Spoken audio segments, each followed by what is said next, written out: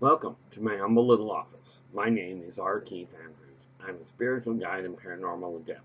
The journey continues today on July 25th, 2021 at approximately 7:25 a.m. PST. Time to get to work, I do believe. I was asked the other day, how long does mankind have? Okay, it was an intriguing question because mankind has quite literally as long as mankind decides. The problem is the mankind is overlooking one very big issue. Okay, hence the reason I returned.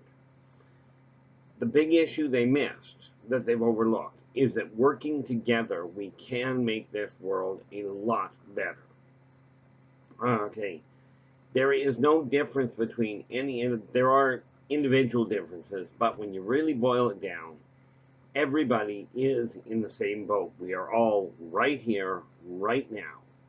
That's first and foremost. And right here, right now, is the only time that we can do anything, that any one of us can do anything. Now, everything in existence has a starting point, has an ending point. The journey for everybody, alters from one person to the next. Okay, but the thing is, once your past is written, you cannot change the past. You can plan as much as you like for the future, but unless you actually get up and do something, the future will unfold in the way that it's laid out. A river will continue flowing in the same direction unless something stops it. Now, I think it was Einstein, but I could be mistaken on that quite readily. But it was once said that an object in motion stays in motion, and an object at rest stays at rest, unless it is impacted by an outside force. Now, I'm paraphrasing for obvious reasons. I am not a scientist this lifetime. Okay, at least not by clinical definition. Now, the thing is, energy itself does not stop. You cannot destroy it. It is there. All things, when broken down, break down to a component energetic field. Now, that field will not be destroyed. It can be altered, as evidenced by basic physics. I think it's physics. I don't know. It might be basic chemistry. Atoms, and like I said, I'm not a scientist, but every atom is surrounded by electrons. Now, the electrons move around the atom. And the thing is, those electrons break away and they will change from one atom to another. Okay, they will leave one atom, they will attach to another. Now, here's the neat part. As far as I understand it, okay, from what I've been shown in the scientific side of things, the hydrogen atom has only one electron. Okay, now, when the electron from one hydrogen atom breaks away, the one it breaks away from has no more electrons. It's got a null field around it. Now, the neat part is that's a very necessary part of reality. When that electron leaves the hydrogen atom and connects to another hydrogen atom, that added electron alters the configuration. You now have a helium atom. What this tells you is that as things change, as they evolve, they take on new properties. Now, you as an individual have control over where your life goes. Now, it doesn't matter what spiritual guideline you look at, they all teach essentially the same thing. Okay, and we can go back to the idea of God helps those that help themselves. But here's the reality. Okay, you're given tools. You're given ways of looking at the world. You're taught how the world works. Okay, now it has been said many, many times that that somebody cannot assess where somebody else is unless they've walked a mile in their shoes. Okay, now you can ask for all the guidance you'd like. If you're not happy with the way your life is, you can ask anybody. I recommend talking to somebody that has successfully changed their life for what they consider the better. But you can ask as many people as you'd like. They can offer you all the tools in the world to work. Okay, but the reality is, if you don't get up, pick up those tools and put them to use, You're the one not doing the work, and you're the one responsible for your life not changing. You can blame anybody you want. You can point the finger at the media, at the politicians, at what people call the elite, and we'll get to that in a minute. Okay, you can blame your parents, you can blame your childhood, point the finger any way you want. Just remember one old saying. If you're pointing the finger at one person, where are those other three fingers going? Okay. Now, the fact of the matter is, it doesn't matter where you point the finger. You can blame whatever you want. The reality is, you're still the one having to deal with it. And you can sit there and go, oh, my life is such a mess, and it's everybody else's fault. Okay. Now, I had a wake-up call quite some time ago when I got divorced. And I could have blamed my ex-wife. I really could have. Okay. A lot of people do. What I did was I went home, and the first Christmas I was on my own. I sat down. Needless to say, I wasn't really overly interested in Christmas that year. So I sat on my couch, and I looked around the room, and I went, oh, so this is what it's going to be. And I looked at the place. I hadn't decorated it. Okay, I hadn't paid any attention to it. The rest of the holidays, when everything fell apart, they just didn't matter. So I'm sitting here on my couch on Christmas morning, and I'm going, oh, so this is what it's going to be like. And as soon as I did that, I went, well, then I'm going to get up and water my plants. Now, that may seem like such a silly little thing, but what it told me was I can sit here and I can wallow in the fact that my marriage ended, or that or that my kids were no longer sitting right beside me. Or I could get up and say, okay, I'm going to do something. I've got plants here. They need watering. And I can pretty much guarantee that much as my wife had always taken care of the plants, I could pretty much guarantee she wasn't going to come by to water the plants. The kids weren't there to water the plants, so it was left to me. Regardless of how you got to where you are, you're the one there. Now, the comical part I found about it is people keep talking about who's your best friend. And I came to a conclusion that day. Yes, people around you are extremely important. But to me, and this is just my personal way of looking at it, to me, your best friend is this. The person that can be there regardless of what's going on, regardless of the time of day. They'll tell you when you're being an idiot, and they'll tell you when you're doing something right. Okay. Now, that said, do I have people that I spend a lot of time around? Absolutely. Okay, but my best friend has always been, since that day it dawned on me, my best friend, the only person that I could absolutely rely on to be there, regardless of what I was up to or what time of day, was myself. Okay, so when I'm looking at this issue of who's your best friend, I look in the mirror and go, that's my best friend. So, what am I going to do to be true to me and do as little damage to that person in the mirror as I can get away with? The fact of the matter is, from what I've come to understand, people have gotten away from looking in the mirror and going, what am I doing that's not working? People are so used to the idea of pointing the finger at other people, they forget to look at the common denominator.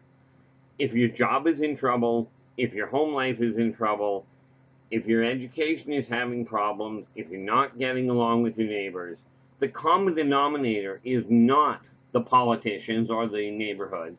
The common denominator is the person in the mirror. That's the one that needs to make some alterations. That's the only one that can make alterations. Okay, so I woke up that morning and went, okay, this is what my life is going to be. And I started this really long, complicated journey of trying to figure out what I was missing. Now, did I get distracted? Absolutely. Did I get into situations I really shouldn't have? You bet. Okay, but I always ended up coming back to this issue of where do I go from here? Because this road isn't working. Well, I finally got my head on straight. I blamed it all on everybody, and I was going through financial problems. Well, the reality with financial problems is if you don't pay attention to your finances, they will do their own thing. If you're not watching what you're spending, that money will go away and all of a sudden you won't have what you require. Now, I was blaming everybody. And the reality of it is, you may well be having the same situation where everything's going off kilter, or things that you thought were absolutely stable. I was talking to somebody the other day. Okay, their marriage of 30 years was going beautifully in their understanding. And all of a sudden, the husband gets up and walks away. He says, I'm done. I just don't want it anymore. Okay, that person's life got turned completely upside down. Now, you may be going through something like that, and it's terrible, it's horrendous, it's massively confusing, because all of a sudden, everything you knew, all of a sudden comes to an end. So, did I go looking for solutions or for somebody else to connect to? And, find short-term, what I call short-term relationships? Yes. And the reason for it was I was looking to find something outside of me to make me content. This doesn't work well. It is a fleeting thing at best. Okay, in my eyes. So what I came to understand was I had to get real solid with this guy here. I had to get really solid with the person I was and with the person I desired to be. I had to find something that was going to make me content. That was the only way I could do it. Okay, am I perfect at it? Absolutely not. Okay, I'll keep putting my hand on a piece of paper here. That's one of those things I've got to get to today. Anyway, am I perfect? Not even functionally remotely close. But I did come to the understanding that if I'm going to change my life, okay, and these are simply, I'm just laying out tools that I personally use, tools and philosophies that have helped me immensely get my life in order. Because if I'm going to sit here and I'm going to tell you I'm a spiritual guide, if I'm not following my own guidelines, there's something seriously off kilter, and something ain't going to work. And this is something to take into consideration. I had a situation where I was talking to a young lad, and the reality that was going on is his, that individual's parents had separated. Okay, but even when they were together, the one parent would tell the kid something, and the kid would get up almost immediately and do it. Okay, the other parent would tell him to do something, same words, same tone, the same situation. The other parent would say, get up and do something, right? And the kid would absolutely ignore them, just totally ignore them. Well, we got talking to them, and we literally asked the kid, what's the situation? Okay, why is it you'll listen to that person and not the other one? They're asking the same thing with the same tone of voice, same circumstances, yet one you listen to, the other one you don't. Why not? And it was rather enlightening and remarkable at the same time.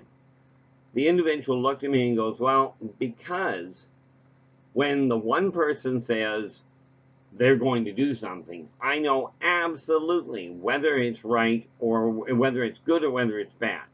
I have no question they're going to follow through with it. Okay, with the other one, they say what they're going to do and they just don't follow through.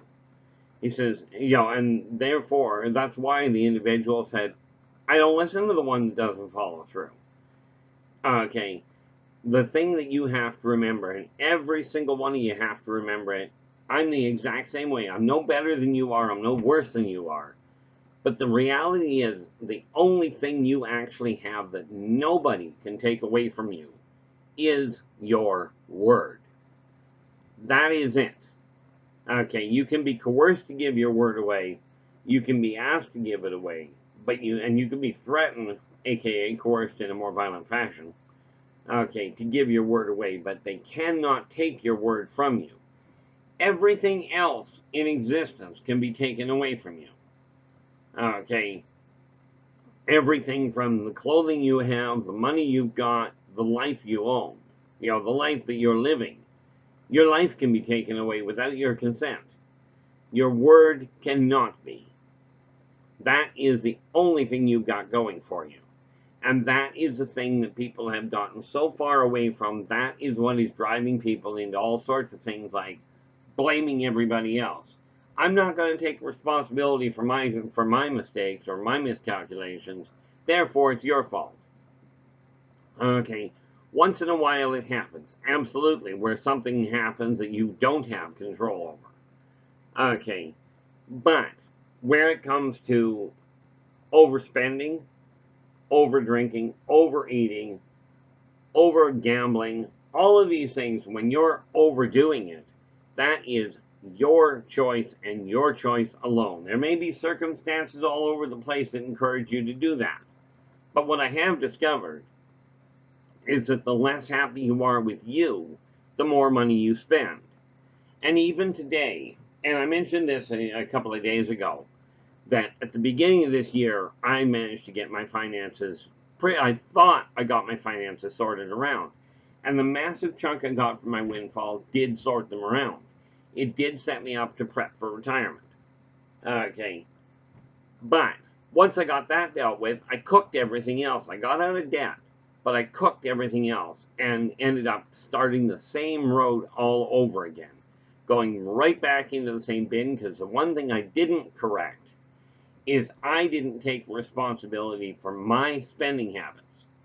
So I dug the same hole all over again. Now I can sit here and I can blame my parents because, they could have been to blame because they didn't get it through to me. And not for lack of trying. Sadly both have passed away. Okay. But I could continue blaming people. I could blame people for the way the world is and say it's all the elitists' fault. Sad news. Take a look in the mirror. Okay, I used to think the media was the big problem, but the media isn't the big problem. That became painfully apparent when you consider, in my opinion anyway, a good 90 to 95% of the people on this planet are really decent people, just trying to make ends meet, trying to get ahead in the world, trying to just survive. Okay, and they've got all kinds of celebratory things going on. I go to the park and I see lots of kids having lots of fun throwing frisbees around and having an absolute riot.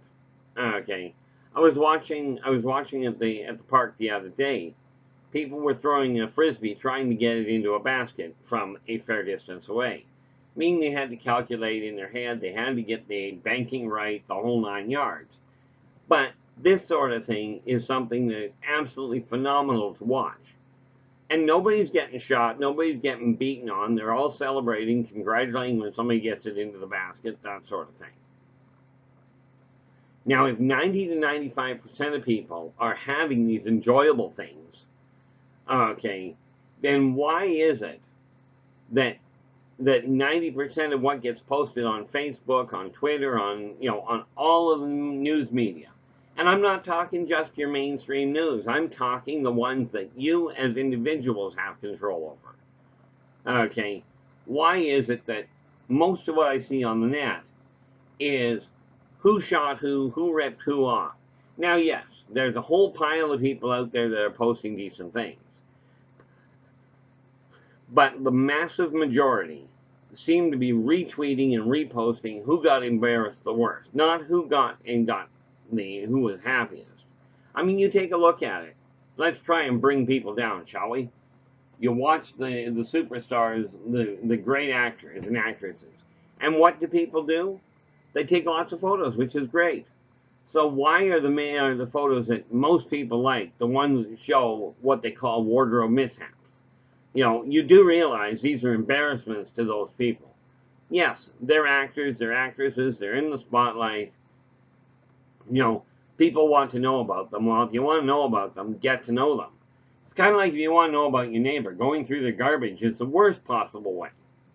Okay, talk to the neighbor, you'll find out more about them. Okay, I go walking through the park, I talk to just about everybody. And in all fairness, I know most of the dogs by name more than I do the people. Okay, but here's the thing. Working together, we can make this a better world for everybody. Even when we take a look at the other side of what I do, which happens to be dealing with the UFOs, the ancient races, the off-worlders, unidentified flying objects. Okay, the reality is there are a lot of things going on that we don't know about. Okay, people are changing. Sadly, they're choosing to look at the blind side of things. Okay, they're choosing to get technology to do most of what they want. Now, technology is a good thing. Okay, but here's the reality. If it weren't for technology, I couldn't be talking to you right now. But the thing is, once you say something, and it doesn't matter, technology just makes it obvious. Okay, once you utter something, that energy is on its way. Okay, and you will not stop that energy. So it's very important to follow through. If you're going to say something, follow through with it. Okay, but bear in mind, if you're following the 3 karmic laws, be true to yourself first. Do unto others as you desire them to do unto you. Energy out, energy in. You follow those 3 laws, and you'll find that things go a whole lot more smoothly for you. Okay, the second I finally took a look in the mirror and went, what am I doing wrong? Not what is everybody else to blame for. Or, gee, I should have gone to church more often. If I'd have gone to church more often, I'd have been in better shape. Bad news? What I found is a lot of the people that go to church, and then, church is a good place to get fellowship. It really is, to find people of like mind. But many people get into these places, into churches, into support groups, and they use them to hide from themselves. And it doesn't work well. I tried hiding from myself by going to church. That didn't work, so I tried the bottle, and I tried drugs. Didn't work. I still, at the end of the day, had me. Not necessarily a great thing, but I worked with what I got. Okay, so what I had to do was go, okay, I'm going to correct the things that are wrong with me, that I'm not content with. Not that everybody else says is bad. Okay, at my worst, I was just topping 245 pounds. Now, that's not a staggering amount, but I was not happy with it. I'd look in the mirror and I'd see the way that I looked, and I'm going like, that's just wrong. Okay, I wasn't content with it. I didn't find it appealing to look at other people that way, and yet here I was looking exactly the same way. And I got thinking, well, if I don't like looking at people that size, if I don't find that attractive myself, how can I possibly look in the mirror and go, that's attractive? I don't like the way I look anyway, but there are certain things that I can do and certain things I can't. But I am happy to say, as soon as I looked in the mirror and went, I really have to take a look in the mirror and go, what am I not personally content with? And that's the same question you've got to ask, or at least it would be wise to ask. When I did that, I took a look at the fact, yes, I've got long hair, and there's a lot of reasons for it. Not the least of which is I frankly don't go anywhere, so I'm the only one that has to deal with it. Okay, but I wasn't happy with my weight. Every now and again, because of the fact I don't have, and this is what's called an excuse. Because I don't have somebody in my life that I have to alter things for, as it were, or that it really matters in my eyes, I tend not to shave every day. Okay, these are staying anyway. That's just the way that goes. That's part of it. Okay, but the rest of this, I could shave every day, and you can bet your bottom dollar that when I finally get my other half up here, okay, that will become a norm. But for the moment, I was looking at it going, well, I don't really have to worry about it, so I don't.